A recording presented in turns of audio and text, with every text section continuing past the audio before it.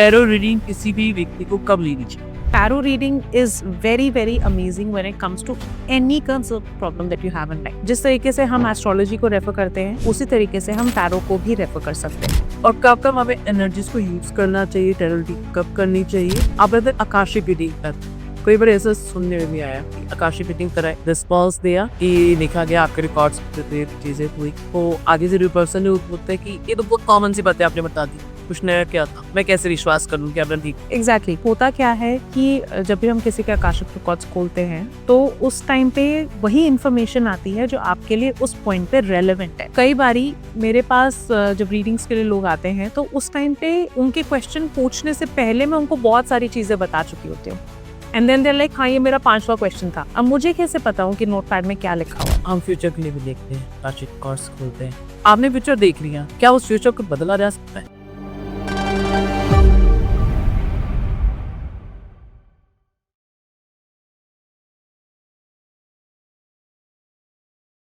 Hello viewers, एक बार फिर से बहुत बहुत स्वागत करते हैं हम हमारे इस चैनल पे मिस टीना का।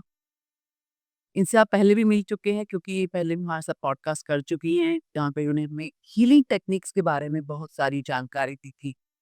किस तरह से आप अपनी प्रॉब्लम्स को एक हीलिंग के जरिए सॉल्व कर सकते हैं। अगर आप भी जानना चाहते हैं तो हमारे पुराने पॉडकास्ट पे जाके जरूर पॉडकास्ट को देखिए, आपको वहां से बहुत ज्यादा गाइडेंस मिले। तो आज हम मैथ से बात करेंगे, टैरो कार्ड किस तरह से काम करते हैं, आकाशिक्स क्या हैं, किस तरह से लाइफ में आकाशिक इम्पैक्ट करते हैं और क्या इन सब चीजों से जब हम प्रॉब्लम सर्च कर लेते हैं उनसे हमें किस तरह से रिलीफ मिल सकता है, इन सब बारे। तो चलिए मिलते हैं मिस टीना से। Hello ma'am. Thank you Tolika, thank you for such a wonderful introduction. Thank you ma'am for coming. हमारे व्यूअर्स को अच्छा उनके अंदर एक अवेयरनेस जगाने के लिए, क्योंकि आजकल बहुत जरूरी है किसी भी चीज के लिए अवेयरनेस हो। राइट। हमारी स्पिरिचुअलिटी को लेके, अकर साइंस को लेके लोगों के अंदर जो है ना अवेयरनेस कम है, इसलिए वो कहीं पर भी जज नहीं कर पाते हैं कि हमें किसके पास जाना है। अपना कौन सा मेंटोर चूज करना सबसे डिफिकल्ट काम होता है। कर तो जब भी कोई व्यूअर अपने लिए मेंटोर चूज करता है तो उनको क्या चीज सोच के अपने लिए मेंटोर चूज करना चाहिए? सबसे बढ़कर आज हम इसी शुरू करते हैं। Okay, great. सो सबसे पहले तो ऑकल्ट को लेके हमारी कंट्री में एक्चुअली बहुत ज़्यादा मिसकंसेप्शंस हैं और उसकी वजह ये है कि लोगों ने इस चीज़ को एक बिजनेस की तरह बना लिया। I am a business owner my self, तो मैं इस चीज़ को डिस नहीं कर रही हूँ। बट जहाँ पे हम लोग प्राइमरली सिर्फ एक वो होता है ना फियर साइकोसिस को लेके, कभी भी आप जाते हैं किसी के पास किसी कंसल्टेशन के लिए, मेरे पास कितने क्लाइंट्स आते हैं जिन्होंने बाकी लोगों से कंसल्टेशंस लिया होता है with all respect to every other mentor. But कई बार ये ऐसा होता है कि वो कहते हैं यार हमें बहुत ज्यादा डरा दिया कि आपके साथ ऐसा हो जाएगा, आपके साथ वैसा हो जाएगा, और उसके बाद हमें क्लैरिटी नहीं मिला और हमें सोल्यूशन नहीं मिला। तो अगर मैं टैरो की ही बात करूं, देयर वाज अ क्लाइंट, उन्होंने बोला कि मेरे को किसी ने बोला कि मेरे हस्बैंड का थोड़ा सा कुछ प्रॉब्लम चल रहा है, और जब मैंने उनको बताया कि अच्छा ठीक है तो करना क्या है, तो वो कहती मैं तो सिर्फ रीडिंग करती हूँ, मेरे पास इसका कोई सोल्यूशन नहीं है। तो उस केस में क्या हुआ, उनको पहली चीज ये लगी कि पहली बात तो मैंने इस टैरो रीडर के पास दोबारा नहीं आना। दूसरी बात उनको लगी कि ये टैरो तो कुछ फायदा ही नहीं है सिवाय डराने के, मेरे को कोई आंसर नहीं मिला, what is even the point. तो मोडालिटी का भी नाम खराब हुआ, मेंटर का भी नाम खराब हुआ। तो जो इस इंडस्ट्री में जो कुछ लोग हैं, हर इंडस्ट्री में कुछ अच्छे लोग होते हैं, कुछ बुरे लोग होते हैं, यहाँ पे भी वही चीज अप्लाई होती है। कुछ लोग होते हैं जो सिर्फ अपने पर्सनल फायदे के लिए, सिर्फ ज्यादा क्लाइंट्स लेने के लिए, वो लोगों को उनको लगता है कि अगर हम डरा देंगे या उनको ये बोल देंगे कि ऐसे नहीं करोगे तो ये हो जाएगा, वैसे नहीं करोगे वो हो जाएगा, तो फियर साइकोसिस अगर कोई यूज कर रहा है तो पहली बात तो उनसे वो एक बहुत बड़ा रेड फ्लैग है, उनसे दूर रहे। क्योंकि डरा के कोई भी चीज कभी भी हील नहीं करी जाती। हीलिंग एक बहुत ही प्योर प्रोसेस है, और कोई भी हीलर या कोई भी मेंटर या कोई भी रीडर, उसका पर्पस आपकी लाइफ में क्लैरिटी लाना होना चाहिए। Money is a by product of that. हम लोग जो जितने भी मैं हीलर्स से बात करती हूँ या फेलो कोचेस से भी बात करती हूँ जो आज की डेट में सक्सेसफुल है, उन सबके अंदर एक कॉमन चीज यही है कि जो लोग सिर्फ पैसे के लिए ये काम कर रहे हैं उनकी मनी एनर्जीज भी लो है, लेकिन जो लोग दूसरे लोगों की लाइफ में ट्रांसफॉर्मेशन क्रिएट करने की कोशिश कर रहे हैं वो क्लाइंट्स भी एक्वायर कर रहे हैं और उनकी मनी एनर्जीज भी बहुत हाई है। They are willing to pay extra to get in touch with the client, with the mentor, because उनको पता है कि वो इंसान जेन्युइन। सो अगर आप या कोई भी आपके व्यूअर जो हैं, अगर किसी भी रीडर के पास जाते हैं, पहली बात तो आप एक बेसिक अंडरस्टैंडिंग दे सकते हैं कि उनके टेस्टिमोनियल्स वगैरह कैसे हैं। आज की डेट में सोशल मीडिया पे हर कोई कुछ ना कुछ शेयर करता है। दूसरा ये है कि फ्री की हैबिट में नहीं पड़ना है। लोग बहुत एक्साइटेड हो जाते हैं जब कोई ऑफर करता है कि फ्री की रीडिंग ले लो। हाँ, मैंने फ्री की रीडिंग ले ली या ऐसे 50-100 रुपए की रीडिंग ले ली। तो 50-100 रुपए की जो रीडिंग मिलेगी उसका जो रीडिंग का तरीका होगा, जो रीडिंग आपकी जो वैल्यू होगी, जो आपको क्लैरिटी मिलेगा, वो भी उसी लेवल का मिलेगा। There is a reason why certain people charge a very high premium because the kind of experience that you will get in a tarot reading or in an Akashic reading will be very, very different. जैसे मेरी कोई भी reading होती है, जो guidance आता है tarot card से वो रहता ही रहता है। उसके अलावा विद इन द सेशन उनको हीलिंग्स भी मिलती हैं, उनको आगे अप्लाई करने के लिए प्रैक्टिसेस भी मिलती हैं और मेरा हमेशा से ये एक एंडेवर रहता है कि मैं चीज़ों को जितना सिंपल रखूँ, उतना बेटर है। अगर मैं किसी को गाइडेंस देती हूँ या कोई प्रोसेस भी उनके साथ शेयर करती हूँ कि आपको ये रिचुअल फॉलो करना है, ये प्रैक्टिस करनी है, तो it is not something that is very, very restrictive.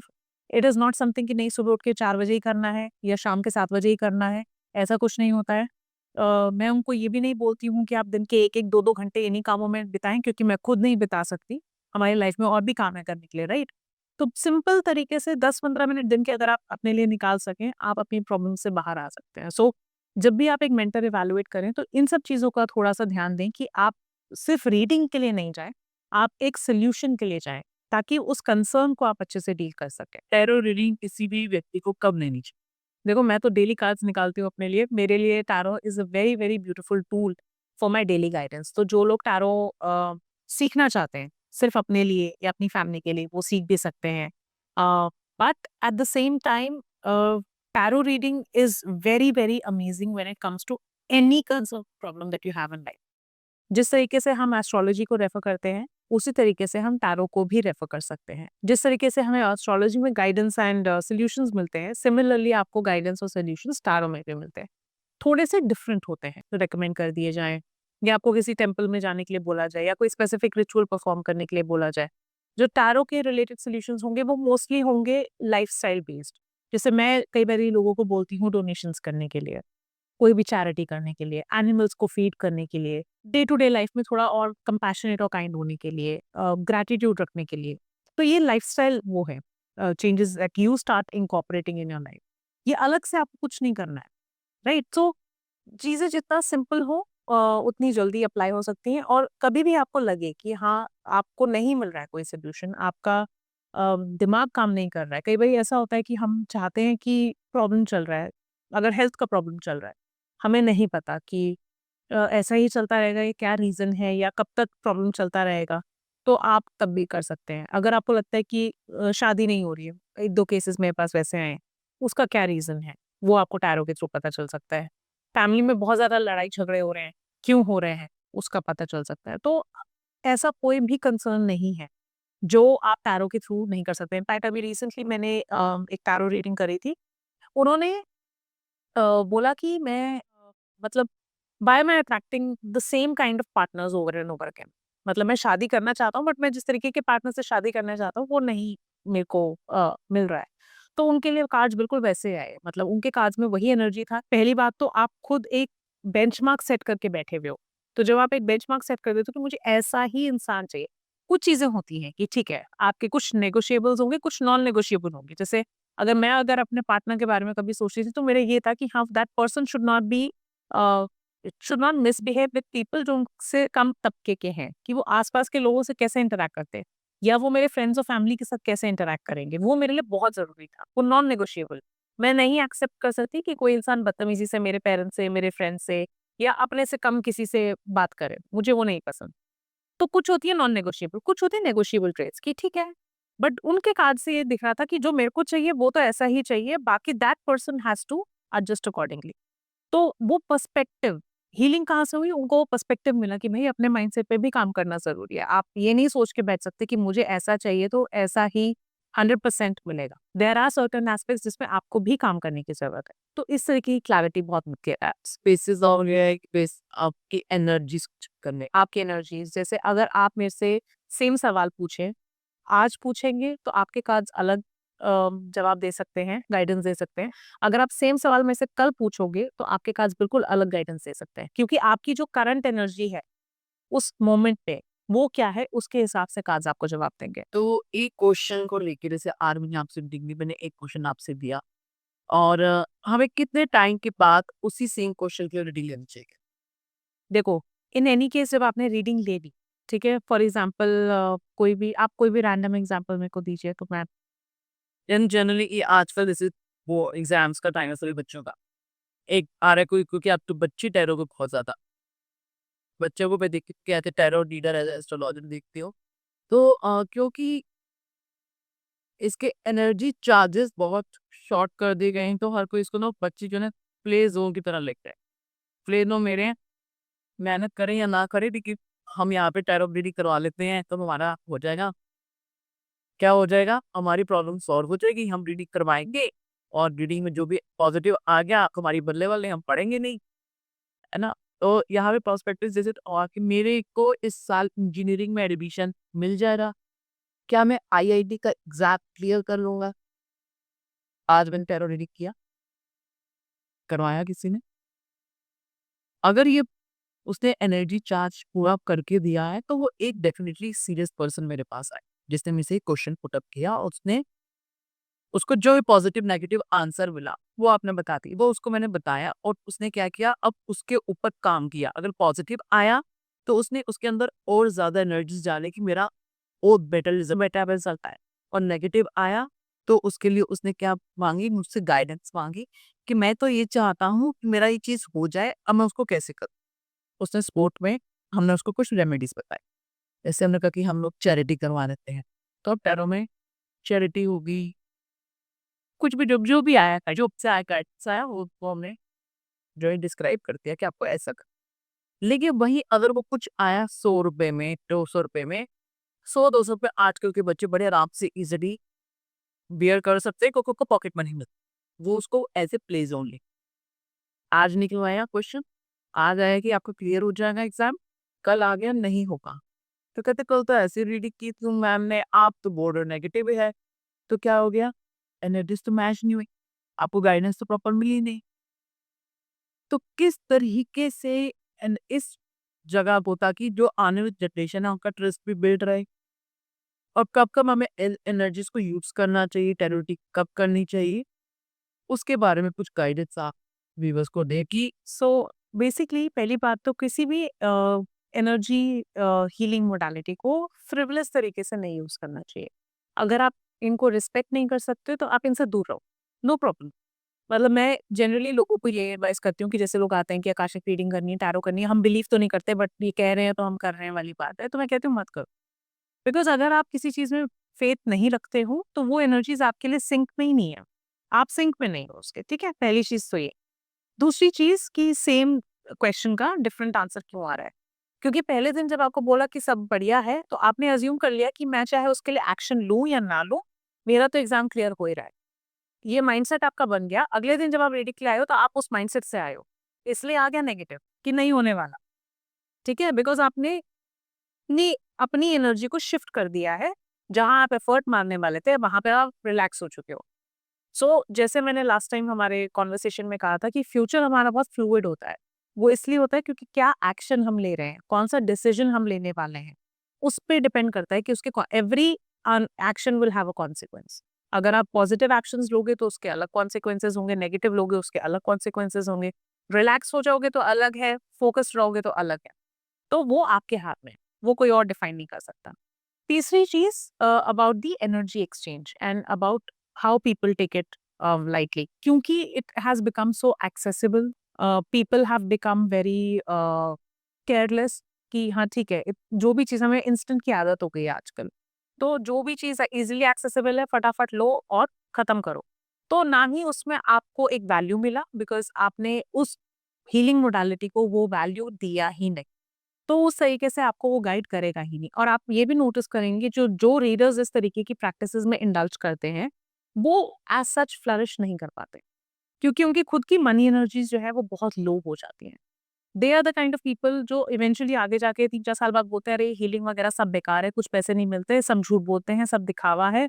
अपनी एनर्जीज ड्रेन होती है। अपनी एनर्जी क्यों ड्रेन होती है? क्योंकि आपने वो एनर्जी इतना दिया, लेकिन मॉनेटरी एनर्जी आपने उतना नहीं एक्सेप्ट किया, तो आपने खुद ही अपनी मनी एनर्जीज को डिप कर दिया। फिर आप देखेंगे कि जनरली वो हीलर्स उनको यही लगता है कि हीलिंग में पैसा नहीं है, सब बेकार है, हमारी एनर्जीज ड्रेन हो जाती है। बहुत कॉमन है। हम अगर अपने आसपास देखेंगे तो काफी सारे, जैसे रेकी एज अ टूल, आपने देखा होगा रेकी बहुत सालों से इंडिया में लोग प्रैक्टिस कर रहे हैं, पर आपने बहुत कम रेकी हीलर्स देखे होंगे जो फ्लरिश कर रहे हैं। वो इसलिए है बिकॉज उनके खुद के मनी एनर्जीज इतने लो हैं कि वो 100-200 रुपए में लोगों को रेकी दे रहे हैं। Reiki, any energy healing for that matter, आपका भी एनर्जी लगता है, तो उसको कॉम्पनसेट करने के लिए equal in money energy is very very important. Also when you invest money in your own healing, तो आपका भी मनी एनर्जी अपग्रेड होता है। तो ऐसा नहीं है कि आप मुझे पे कर रहे हो या किसी और हीलर को पे कर रहे हो तो हमारे खाते बढ़ रहे हैं। आपकी लाइफ में भी अबंडेंस आता है, क्योंकि आप एक यूनिवर्सल सिग्नल दे रहे हो कि I am comfortable spending money on, which is very very important. People struggle to spend money on themselves. वो 100-200 रुपए, 500 रुपए, 1000 रुपए आज की डेट में हम सब लोगों के लिए मोरलेस कंफर्टेबल रहता है। जहां भी वो उससे थोड़ा सा आगे जाता है तो लोगों को लगता है नहीं यार, मतलब too expensive. There was this conversation that I was having with somebody, and I said that, and this is an example that I quote to a lot of my clients. They come for a healing program or for a reading, and they'll be like, "Your charges are too expensive." Okay. तो मैं उनको ये बोलती हूँ, आपका phone कौन सा है? जनरली जो मेरे पास आते हैं उनके पास आईफोन होता है, या फिर कोई भी प्रीमियम सैमसंग वगैरह का कोई भी स्मार्टफोन जो आराम से 70 to 1 लाख के बीच में रहता है, 50K to 1 लाख के बीच के अमाउंट का। वो फ़ोन उनके हाथ में है जो वो 2 साल में बदल देंगे। उसके लिए वो 50,000 से लाख रुपए खर्च करने के लिए रेडी हैं। बट एक हीलिंग प्रोग्राम जो उनकी लाइफ चेंज कर सकता है, पूरी लाइफ, जिसके लिए उनको मेरे पास बार-बार आने की ज़रूरत नहीं है, उसके लिए उनको वो 50,000 रुपए भी ज़्यादा लगते हैं। बहुत ज़्यादा लग बिकॉज़ उनको रियलाइज़ेशन ही नहीं है कि इसका इम्पैक्ट क्या है उनकी लाइफ पे। So people don't find it comfortable to spend money on their growth. They find it very easy to spend money on material things. Tangible है ना, दिख रहा है ना हाथ में, कि फ़ोन दिख रहा है या कपड़े दिख रहे हैं या आप किसी डिनर पे जा रहे हो किसी फैंसी रेस्टोरेंट में, वहाँ पे आपको दिख रहा है। आप ट्रैवल कर रहे हो तो आपका एक चेकलिस्ट हो गया कि मैंने ये जगह कवर करी। वो सब टैंजिबल चीज़ें हैं। ये जो ट्रांसफॉर्मेशन है, जो लाइफ का अपग्रेड है, वो इनटैंजिबल है। उसको मैं किसी खाँचे में डाल के दिखा नहीं सकती कि ऐसा दिखेगा। And that is the reason why there are so few people who are at a CEO, CXO, CFO level. आप किसी भी सक्सेसफुल इंसान को दिखा लो, उठा लो, मार्क ज़करबर्ग, स्टीव जॉब्स, मतलब जितने भी हैं हमारे Indian entrepreneurs, Ambanis, they all have a spiritual inclination. They don't shy away from investing in their growth. They don't shy away from investing in their spiritual growth.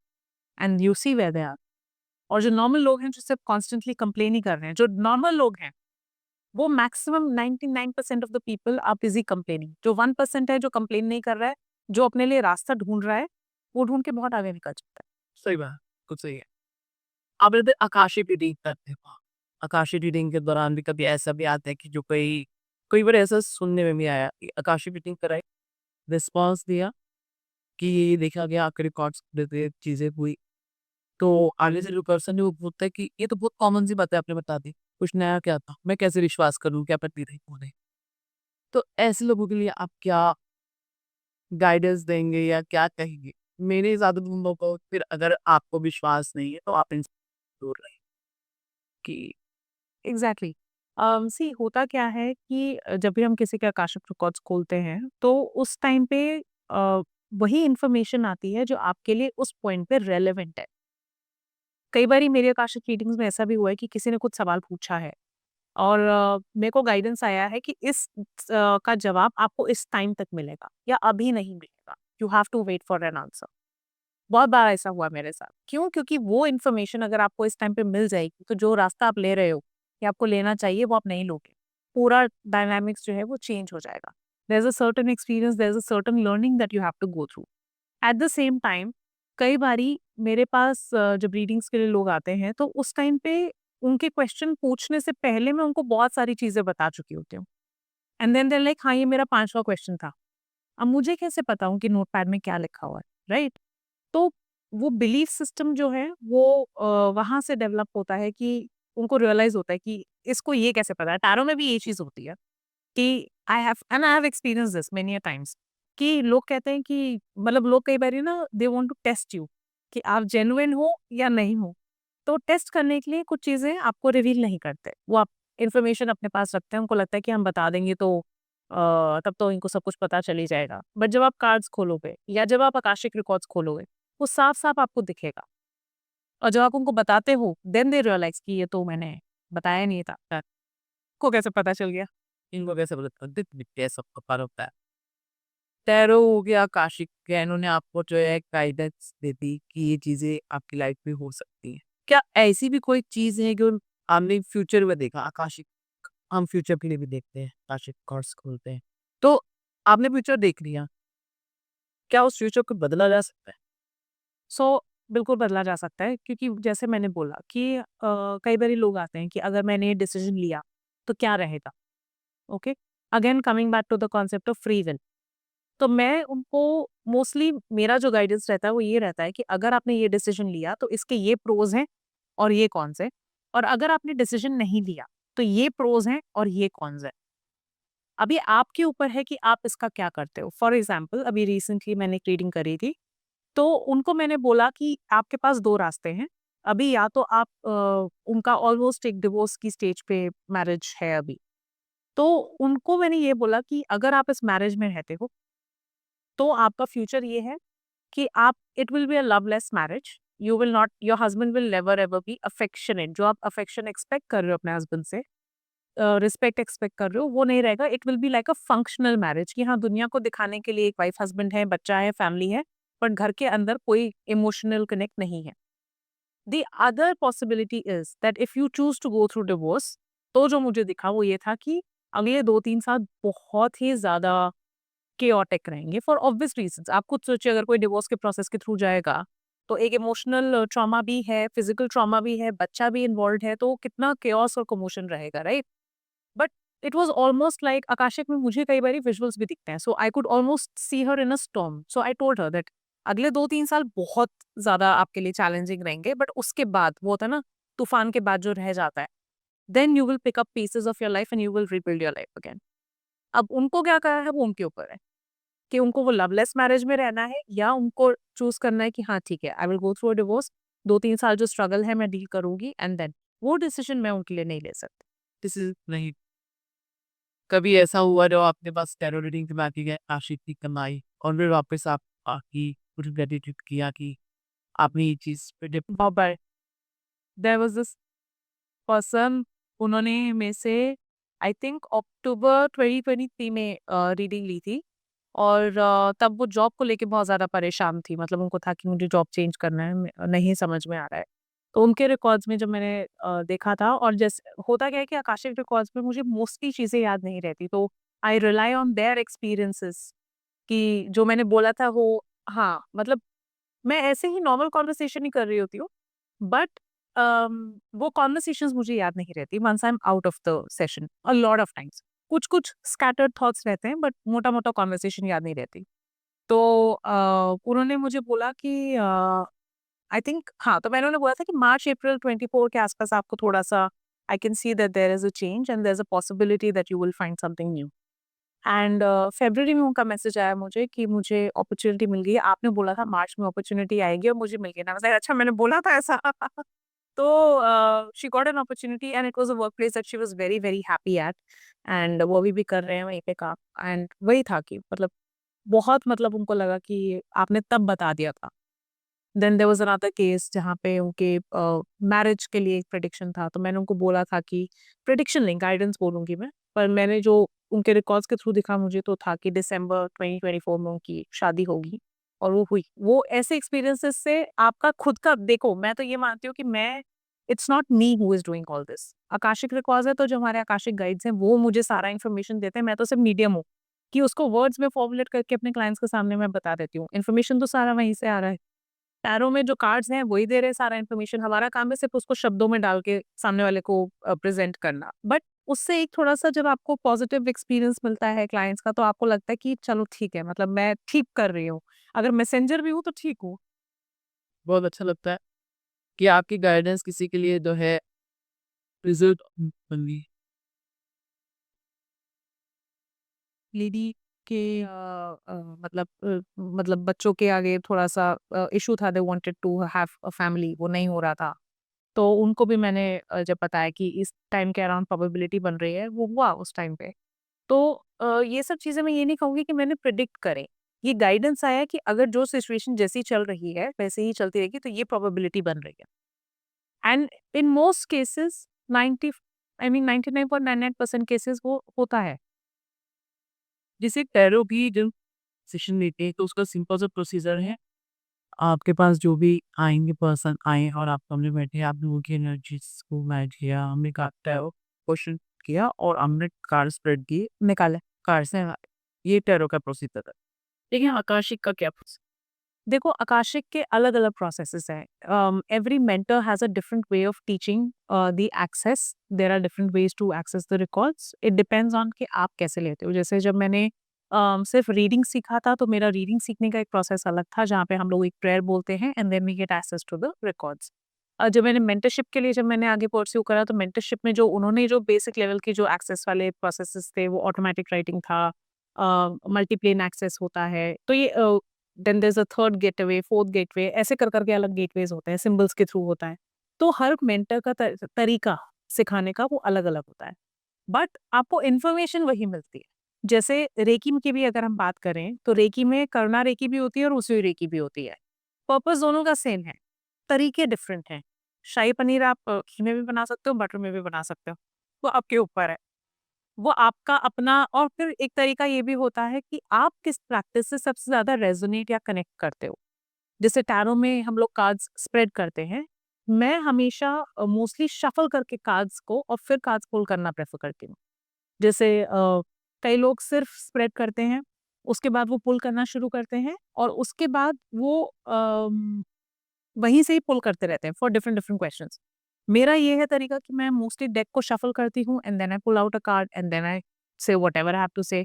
कई लोग 3 card reading करते हैं, कई लोग 6 कार्ड रीडिंग करते हैं। सो हर एक का मेथड अलग हो सकता है, बट रिजल्ट, अगर वो एक जेन्युइन हीलर है, रिजल्ट आपको सेम मिलेगा। तो मेथड से ज़्यादा रिजल्ट पे फोकस करना चाहिए। लेकिन आकाशिक रीडिंग जो एक्सेस करते हो किसी की निमित्त, तो कभी ऐसा हुआ है कि उस आकाशिक रीडिंग की आपने किसी के लिए की और उसका कुछ हार्म आप पर आया रिलेटेड? नहीं, कभी भी नहीं। ये भी एक बहुत बड़ा लिमिटिंग बिलीफ है। बहुत हीलर्स को लगता है कि अगर हम कोई भी हीलिंग करेंगे तो हमारे ऊपर नेगेटिव एनर्जीज़ आ जाएँगी, या हमने कुछ टैप किया तो हम नेगेटिविटी अट्रैक्ट कर लेंगे।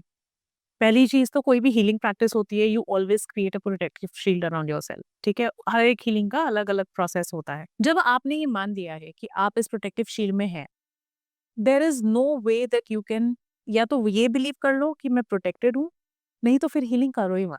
बिकॉज़ जहाँ आपने ये सोच लिया कि हाँ, I am protected, but at the same time अगर मैंने कुछ नेगेटिव अट्रैक्ट कर लिया तो दैट मीन्स कि आपकी शील्ड में आपका फेथ ही नहीं है। So don't be a healer. You can be a healer only and only if you have this belief that I am always and always protected no matter what. ये ज़रूर हो सकता है कि किसी एक इंसान के साथ इंटरैक्ट करने पे या उनको हील करने पे आप वैसे फिजिकली थोड़ा-सा ड्रेन्ड फील करो, टायर्ड फील करो। वो इसलिए भी होता है बिकॉज़ हीलिंग के टाइम पे हम लोग बात भी बहुत करते हैं, कन्वर्सेशन होता है, आपको अंडरस्टैंड भी करना पड़ता है कि वो इंसान किस प्रोसेस के थ्रू गुज़र रहा है। Plus the energies when they are channelised through your body, है तो आपकी फिजिकल बॉडी ना, एनर्जी आपकी 5D में है, बॉडी आपकी 3D में है। तो वो बॉडी भी आपके कितना ले पाती है वो उस पे डिपेंड करता है। बट ओवरऑल अगर मैं देखूँ तो मेरा हीलिंग को लेके कभी भी कोई भी नेगेटिव एक्सपीरियंस नहीं रहा है। And by the grace of universe, by the grace of God, I think that is only and only because I truly believe that I am protected. अच्छी बात है। काशी रीडिंग कोई भी सीख सकता है। हीलर बनने के लिए कोई क्वालिफिकेशन नहीं चाहिए होता।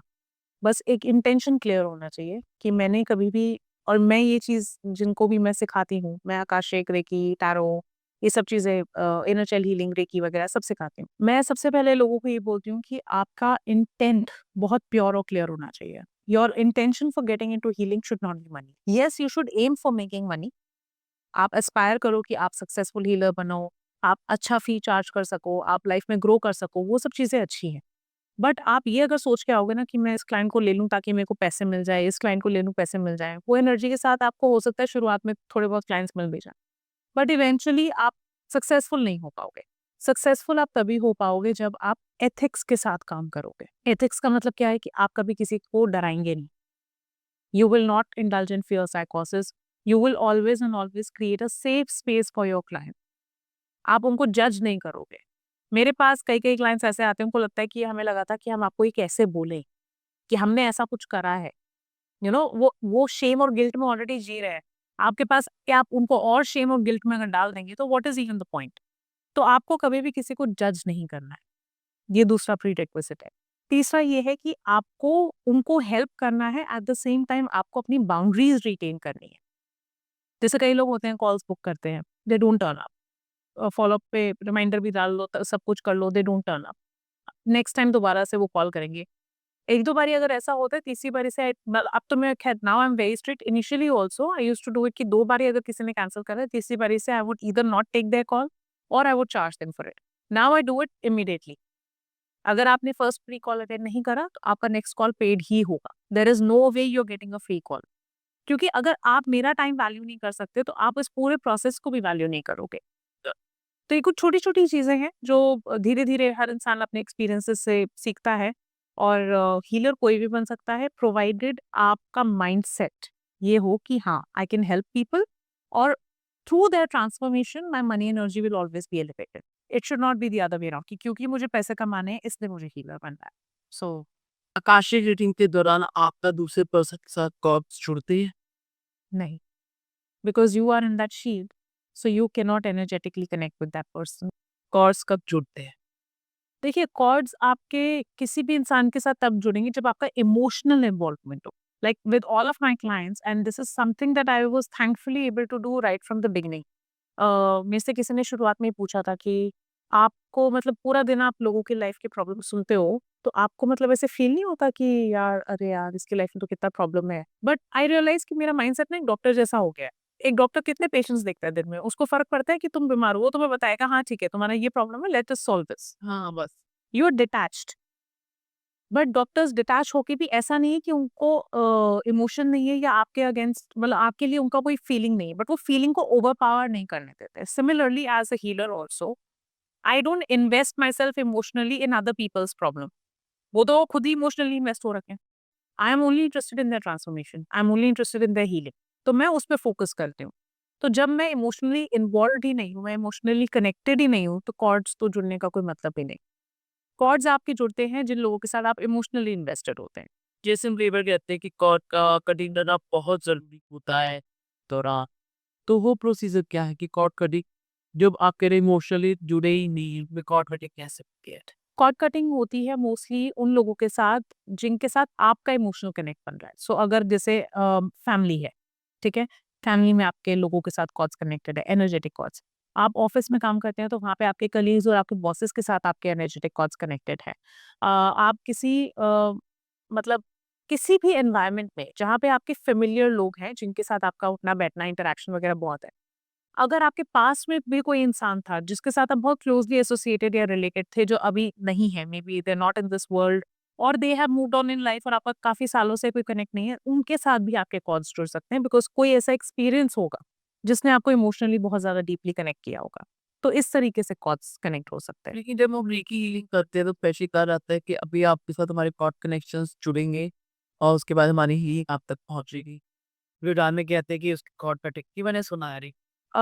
The way I practice it, I don't say this, and I don't even use any kind of energetic connects chords with my clients. Mostly हम लोग क्या करते हैं, हम लोग रेकी लाइट्स लेते हैं, we create that shield around us, and that's it. Energetic connects में हमेशा जरूरी नहीं कि आपके कॉर्ड्स जुड़े हुए हैं। And at the grand master level आप एनर्जेटिक डिटैचमेंट और कनेक्शन को भी मैनेज कर सकते हो। कॉर्ड कटिंग जब की जाती है कैसे की? कॉर्ड कटिंग के लिए भी एक अलग इट्स अ हीलिंग मोडालिटी जहाँ पे हम लोग अलग से सिंबल यूज करते हैं। हम लोग बोलते हैं क्लाइंट्स को to visualise whatever their situation is and then we use symbols to cut through the cords. It can be done for anything. कुछ सिंबल्स के नाम? नहीं, दोस कांट बी रिवील्ड और discussed. The names they are sacred. In fact जब मैं cord cutting सिखाती हूँ या ब्रह्म नाड़ी, ईड़ा पिंगला नाड़ी हीलिंग सिखाती हूँ, it is combined in one course. तो वहाँ पे जो मटेरियल भी उनको दिया जाता है, स्टडी मटेरियल, जो कोर्स मटेरियल होता है, उसमें भी वो सिंबल्स नहीं होते। वो सिंबल्स सिर्फ उनके साथ लाइव सेशन में डिस्कस होते हैं, and that is it, and that's what they are also taught कि ये सिंबल्स आपने ऐसे नहीं करने यूज। जैसे हमने इगला पिघला नारे के बारे में बात की थी, तो पैदा की फेमिनिन एनर्जी और एक मैस्कुलिन एनर्जी। ब्रह्म नाड़ी एनर्जी क्या है? Brahma nadi is the central nadi. Basically आपकी Ida is left, Pingala is right, and then वो जाके मिलती है यहाँ पे। Central line is Sushumna. ये तीनों जब यहाँ आती हैं तो यहाँ पे हमारा ब्रह्म नाड़ी पड़ता है, थोड़ा सा थर्ड आई से ऊपर। That's the nadi which is basically responsible for all your bodily functions and managing inflammation in your body. So brahmanari healing हम लोग mostly use करते हैं to manage inflammation. Inflammation की वजह से बहुत सारे diseases हो सकते हैं, autoimmune conditions, skin जैसे conditions, eczema वगैरह, psoriasis जैसे होता है. Any kind of inflammation can also lead to diseases like diabetes. Cancer का मेन रीजन इज इन्फ्लेमेशन। जब बॉडी में इन्फ्लेमेशन बहुत ज़्यादा बढ़ जाता है, तब आप देखेंगे सीआरपी इंडेक्स जब बढ़ जाता है, that's when you will realise कि हाँ, कैंसर की प्रोबेबिलिटी जो है काफ़ी हाई है, या जिनका कैंसर डिटेक्ट होता है उनकी बॉडी में बहुत इन्फ्लेमेशन होता है। सो ब्रह्मनारी हीलिंग जब हम सिंबल हीलिंग जो हम करते हैं, वो ऑरा स्ट्रेंथनिंग के लिए करते हैं और इन्फ्लेमेशन को हील करने के लिए करते हैं। तो क्या हीलिंग से बड़ी बीमारी, जैसे हम कैंसर बात की, डायबिटीज के बारे में बात की, क्या ये सब ठीक हो सकती है? सो हाँ, ये बहुत ही एक कॉमन क्वेश्चन रहता है। तो हम लोग क्या करते हैं, जैसे अगर कोई प्री डायबिटिक है फॉर एग्जांपल, जिसका है कि प्रोबेबिलिटी है डायबिटीज की तरफ जाने की, या हाई ब्लड प्रेशर है, अभी शुरुआत का टाइम है, अभी ज़्यादा एग्रीवेट नहीं हुआ है, तब देयर इज अ पॉसिबिलिटी कि हम उसको रिवर्स कर सकें। बट अगर कोई बहुत ही एडवांस स्टेज पे है, जैसे डायबिटीज में है, तो डायबिटीज में if they are taking insulin for example, और वो 3 यूनिट्स ऑफ इंसुलिन लेते हैं, so through reiki, through healing, वो 3 यूनिट से 1 यूनिट पे शायद आ जाए। बट ऐसा नहीं होगा कि आपका बिल्कुल ही, या इंसुलिन से अगर 1 यूनिट पे हो तो हो सकता है वो वापस टैबलेट पे आ जाए, उस तरीके से हो सकता है। बट डिजीज पूरा वाइप ऑफ हो जाए, ऐसा नहीं हो सकता। कैंसर की जहाँ तक बात है, तो कैंसर में हम लोग जनरली स्टेज 1 कैंसर पे कई बारी, again it depends on how your body response. कई लोग ऐसे होते हैं जो लाइफ पे पहले ही गिव अप कर चुके होते हैं। तो अगर आप खुद ही गिव अप कर चुके हो तो कोई हीलिंग आपको नहीं बचा सकती, ना ही रेक्टिफाई कर सकती है। बट अगर आपको है फेथ कि नहीं, मुझे ठीक होना है, मुझे लाइफ में I want to bounce back to my old life, then अगर कैंसर लेवल 1 पे है तो there is certain probability of reversing. But आगे, उसके आगे चल के people need to be very very mindful. All these energy healings are not an alternative to medical science. तो मैं कभी भी किसी को ये नहीं बोलती हूँ कि हाँ, तुम रेकी ले लो और अपना मेडिकल ट्रीटमेंट छोड़ दो। Never ever do that. If you have been advised a certain plan of action by your doctor, always and always stick to it. These are additional bonuses that you can start applying in your life. You should never ever rely solely on this. तो अगर cancer भी है stage 3 stage 4 पे, जैसे लोग chemotherapy के लिए जाते हैं, तो उसमें हमने देखा है कि लोगों को जो chemotherapy is a very painful process, तो रेकी के थ्रू उनको वो जो पेन और डिस्कम्फर्ट है, उसमें थोड़ा-सा रिलीफ आता है। लोग सो नहीं पाते हैं, कैंसर पेशेंट्स जो होते हैं, उनको सोने में बहुत प्रॉब्लम होती है, उसमें थोड़ा रिलीफ आता है। जो उनको फटीग है बॉडी में, ये बहुत ज़्यादा वीकनेस फील होती है, उसमें रिलीफ आता है। तो while they are battling the condition, अगर हम इन सब चीज़ों को थोड़ा-सा ईज़ आउट कर दें, तो उनकी क्वालिटी ऑफ लाइफ उस तरीके से इम्प्रूव हो जाती है। जैसे अगर मैं अपनी लाइफ में एग्जांपल दूँ, my daughter had hand, foot and mouth disease last year. बहुत पेनफुल था उसके लिए, बच्चों में बहुत कॉमन होता है। तो जिस दिन उसको फीवर आया, उसके अगले दिन से उसका रैश डेवलप होना शुरू हुआ। जब रैश डेवलप हुआ तो मुझे लगा शायद चिकन पॉक्स है, so I took her to the doctor, but the doctor said कि नहीं, ये हैंड, फुट एंड माउथ है और 5 दिन तक अभी इसको फीवर रहेगा, छठे दिन से सबसाइड होना शुरू होगा, and in another week is when the boils etcetera जो भी स्किन पे हुए थे, वो भी सबसाइड कर जाएँगे। तो हमने मेडिकेशन लिया उनसे, हम घर वापस आए। आई मेड श्योर कि मैंने उसके मेडिकेशंस बिल्कुल टाइम पे उसको दिए। At the same time I started giving a grand master reiki. तो वो मैं रेकी उसको रोज़ देती रही और उसका ट्रीटमेंट साथ के साथ चलता रहा। तो जो डॉक्टर ने बोला था कि 5 दिन में इसका फीवर उतरा था, उसको सेकंड डे ऑनवर्ड्स फीवर नहीं आया और विदिन अ वीक उसके सारे बॉयल्स हील हो चुके थे। तो मैंने ट्रीटमेंट नहीं छोड़ा, मैंने उसको कॉम्प्लीमेंट किया। तो मैं एज़ एन इंडिविजुअल मैं बहुत स्ट्रांगली बिलीव करती हूँ कि हम हमेशा ऐसे ईदर और क्यों चलते हैं? हम दोनों चीज़ों को कंबाइन करके why can't we make the best of both worlds and use it? भी मेडिकल साइंस ने भी इतना इवॉल्व किया है अपने आप को, तो उसको क्यों नहीं यूज़ करना है? करो, करना डेफिनेटली करना चाहिए, but be also open and mindful of what your body is also capable of doing at the energy level, वो भी है।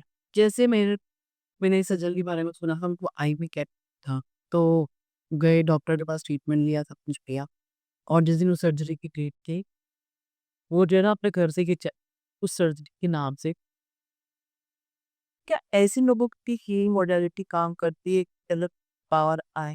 क्योंकि ट्रीटमेंट तो करवाया ना, तो वो कैसे ठीक होंगी? क्या हीलिंग इस प्रोस्पेक्टिव पे काम करती है कि किसी का फोबिया दूर कर?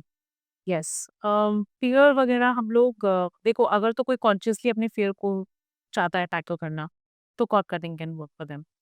बट अगर कोई उस प्रोसेस पे भी नहीं जाना चाहता, reiki, then I usually recommend reiki for such people, because reiki can be given in distance for your karmic connections. Karmic connections होते हैं आपके parents, spouse, your father in law, mother in law and your kids, ये आपके कार्मिक connections है। इसके बाहर के दायरे के लोगों के लिए आप रेकी नहीं किसी से ना ले सकते हो ना दिलवा सकते हो। तो उस केस में क्या होगा, that will start working on his fears, will start healing on his fears through reiki, और धीरे धीरे उनकी हम इंटेंशन ये रखेंगे कि उनका माइंडसेट इस तरीके से शिफ्ट हो कि ये फियर हटे, और वो अपने जो भी उनको प्रोसीजर फॉलो करना है या जो भी ट्रीटमेंट लेना है, उसके लिए कॉन्फिडेंस आए और एक फेथ भी आए। सो डर किस चीज से, कि कॉन्फिडेंस भी नहीं है और फेथ भी कहीं ना कहीं लैक कर रहा है, कि what if something goes wrong. ये बहुत कॉमन फियर होता है सर्जरी में लोगों को, कि मतलब कुछ गड़बड़ हो गया तो जो बचा पुचा है वो भी जाएगा, वैसा वाला हो जाता है। तो उस केस में हम लोग उस तरीके से टैकल कर सकते हैं। तब कर सकते हैं, उन लोग को उसको वहाँ से रिलैक्स होता है, फोबिया उनका हट जाता फोबिया जो है वो हटेगा धीरे धीरे, और एंड अगेन लाइक ऐसे धीरे धीरे, मतलब अगर आप ये एक्सपेक्ट करोगे कि हाँ मैंने आज एक रेकी का सेशन करा या कॉर्ड कटिंग का करा और कल से वो एकदम शट हो जाएंगे, ऐसा नहीं होगा। It every person response in a different way, every case is different. उसी के हिसाब से हम लोग जो है वो प्लान करते हैं, and accordingly we also give a perspective to the client कि ये एक्सपेक्ट करके चल सकते हो आप, this is something that you can expect, this is something that you can't expect. तो बस है। प्रॉब्लम्स में ही कितनी एक्सपोज बहुत ज्यादा, क्योंकि मनी एक ऐसी चीज है जो सारा माइंडसेट का गेम है। आप ये देखोगे, कई बार लोग मुझे ये कहते हैं कि आप कहते हो कि माइंडसेट का गेम है, उसका तो इतना नेगेटिव माइंडसेट है, पर देखो कितने पैसे हैं उसके पास। आप ये देखिए, और ये मेरा पर्सनल ऑब्जर्वेशन है, जैसे मैंने लोगों को देखा है कि जब आपका माइंडसेट नेगेटिव होता है, तो जो सो कॉल्ड घर है ना, जिनमें लोगों को दिख रहा है कि अरे यार इतना बड़ा घर है, इतने पैसे हैं, ये है वो है, उनके घरों में या तो उनके रिलेशनशिप में प्रॉब्लम्स चल रहे होंगे, या उनके पैसे जो हैं वो हेल्थ इश्यूज में जा रहे होंगे। आप नेगेटिव मनी एनर्जी लेके आप ये सोचो कि मेरी लाइफ बिल्कुल पॉजिटिव रहेगी, वो पॉसिबल ही नहीं है। दुनिया को नहीं दिखता, आप हर किसी के घर में जाके नहीं झांक रहे हो ना, किसकी लाइफ में क्या चल रहा है, आपको बाहर से दिख रहा है। तो ऐसा पॉसिबल ही नहीं है कि जिसका नेगेटिव मनी माइंडसेट हो वो पॉजिटिव लाइफ जी रहा हो। रिलेशनशिप हेल्थ कहीं ना कहीं डैमेज होगा ही होगा। करियर में हो सकता है बहुत ज्यादा ब्लॉकेजेस आ रहे हो, बिजनेस बहुत बड़ा है, कोई पैसे लेके भाग गया, पार्टनर ने धोखा दे दिया, या वैसे लॉस हो गए, तो ये सब चीजें जो है वो नेगेटिव मनी माइंडसेट की निशानी है। तो फाइनेंशियल प्रॉब्लम्स का कोर जो वो इशू है वो माइंडसेट है। जब तक आप अपने माइंडसेट पे काम नहीं करेंगे, अब लोग कहते हैं जैसे बहुत छोटी छोटी चीजें जो हम लोग जो है ना बचपन से सुनते हुए आ रहे हैं कि पैसे पेड़ पे नहीं लगते, पैसे के लिए स्ट्रगल करना पड़ता है, तो ये कुछ ऐसे स्टेटमेंट्स हैं जो हमारे दिमाग में बिठा दिए गए हैं। और and I have worked consciously out of my way out of these statements, but अभी भी बहुत लोग हैं जो इस तरीके से सोचते हैं। तो एज ए माइंड सेट या लाइफ कोच के थ्रू आप किस तरीके से गाइडेंस करते? देखो, mindset work is something that takes time, क्योंकि जो चीज हमारे दिमाग में ड्रिल्ड है इतने सालों से, बचपन से, so any person who comes to me usually is above 30, mostly. I think 30 के बाद ना हम एकदम से वो रियलाइजेशन होता है लाइफ में कर क्या रहे हैं हम। अभी तक तो सबने बता दिया क्या करना है, क्या करना है, क्या करना है, अब क्या करना है। सो वहां से आपका पर्सपेक्टिव थोड़ा सा चेंज। तो अगर आपका 30 साल से एक माइंडसेट है, तो वो एक दिन, एक हफ्ते, 20 दिन में नहीं जाएगा। It takes about 6 to 8 weeks to get you comfortable with something new. So the coaching programme that we work on, उसमें हम लोग टिपिकली वीकली सेशंस में हर वीक हम लोग एक नया कॉन्सेप्ट इंट्रोड्यूस करते हैं, जो धीरे धीरे करके आपके माइंडसेट को शिफ्ट करना शुरू करता है। लाइफ कोचिंग को मैं इसलिए अपने कॉन्फिडेंस के लिए भी बहुत ज्यादा क्रेडिट करती हूँ, क्योंकि वो ओवरनाइट नहीं हुआ था, वो धीरे धीरे करके हुआ था। So all of these things take time. If you expect a transformation, a minimum of 8 to 12 weeks is what you should be ready to commit, even if it's once a week a session. But वो आपको 8 से 12 2 से 3 महीने तो दो अपने दिमाग को। इतना सब कुछ भरा हुआ है तो उसको खाली भी करना है, फिर नए वो होता है ना, वो पहले पुराना सॉफ्टवेयर हटा के और नया सॉफ्टवेयर डालना है, रिबूट करना है, तो फिर टाइम लगेगा उसमें। हाँ, एंड पेशेंस रखना उस प्रोसेस में, वो बहुत ज़रूरी है, बिकॉज़ लोग बहुत मतलब मेरे पास मोस्टली वही लोग आते हैं जो सब कुछ ट्राई कर चुके हैं और अब वो पेशेंस लेवल भी उनका कहीं न कहीं जो होता है वो खत्म हो जाता है। तो सबसे पहले मैं ये गेज करती हूँ कि is this person willing to invest time? Because more than money I need their time and patience. अगर टाइम और पेशेंस नहीं है तो पैसे का कोई फ़ायदा नहीं है, because they will not get the results that they are seeking. इसलिए हम लोग पहले बड़े प्रोग्राम्स के लिए मैं usually I have like a 1.5 hour call with them and I understand whether they are even the right fit, because मैं हर किसी के साथ काम नहीं कर सकती। आपके पास पैसा है पर आपके पास वो माइंडसेट नहीं है, या आपके पास वो पेशेंस नहीं है, या आप एफर्ट नहीं मारना चाहते हो, तो आपके लिए ये सब प्रोसेसेस नहीं है। आपको भी उतना ही एफर्ट मारना पड़ेगा जितना मैं आपके लिए कर। It is a two way street, तो दोनों तरफ से होता है। पैसे को लेके लोग बहुत नेगेटिव वैसे भी होते हैं कि हर समय बार्गेन करना, हर समय ₹20 के मैंने यहाँ बचा लिए, वहाँ ₹50 बचा लिए, इसमें बहुत खुश हो जाते हैं कि पता नहीं क्या अचीव कर लिया मैंने लाइफ में। बट वो बहुत नेगेटिव मनी एनर्जी है। मैंने बहुत लोगों को देखा है, रेडी वाले खड़े होते हैं, उन पे बोलते हैं नहीं भैया ₹5 ₹10 ऐसे करके they will bargain. But mall में जाएँगे तो स्पेंड करेंगे, तो कहीं न कहीं आप पैसा जो है स्पेंड कर रहे हो, पर आप पैसा खींचना भी चाहते हो, तो जहाँ आपको लग रहा है कि हाँ, खींच के मैं वापस ले सकता हूँ या ले सकती हूँ, वहाँ पे आप कर रहे हो। दूसरा होता है रिवेंज स्पेंडिंग, वो भी बहुत नेगेटिव मनी एनर्जी है कि मूड खराब है इसलिए पैसा खर्च कर दिया। क्या कर रहे हैं? लड़ाई? शॉपिंग करने चले गए, ऑनलाइन शॉपिंग करते जा रहे हैं, या कहीं मूवी देखने चले गए, या ट्रिप पे चले गए। बहुत स्ट्रेस है ट्रिप। जब आप पैसे को एक कमी पूरी करने के लिए यूज़ करते हो rather than spending it with a sense of happiness, आपके पास पैसा टिकेगा ही नहीं। It will not stay with you and money is fluid, so it's not meant to stay with you. आपको हमेशा ये इंटेंशन रखना चाहिए कि मेरे पास पैसा जितना जा रहा है उसका 10 टाइम्स आ रहा है, तो वो चलता रहे, तो मुझे कोई वो नहीं है। डोनेशंस करने में लोगों की जान निकलती है। मैं ये नहीं कहती कि बेगर्स जो हैं स्ट्रीट पे आप उनको पैसे दो, वो मत दो। बट कोई भी एक कॉज़ जो आपको लगता है, कोई भी लाइफ में, चाहे वो बूढ़े लोगों के लिए हो, या बच्चों की पढ़ाई हो, या गर्ल चाइल्ड को सपोर्ट करना हो, या एनिमल्स के लिए कुछ करना हो, आप कोई भी एक कॉज़ जो आपको लगता है कि हाँ, this this is something that I resonate with, ये मुझे अच्छा लग रहा है, ये मेरे दिल को अपील कर रहा है, आप वो करिए। कोई ऐसी चीज़ करिए, अच्छा पैसे नहीं खर्च करने कोई बात नहीं, डोनेशन नहीं करनी वो मत करो, वॉलंटियर कर लो। आप अपना पैसा नहीं दे रहे, अपना टाइम दे दो कहीं पे।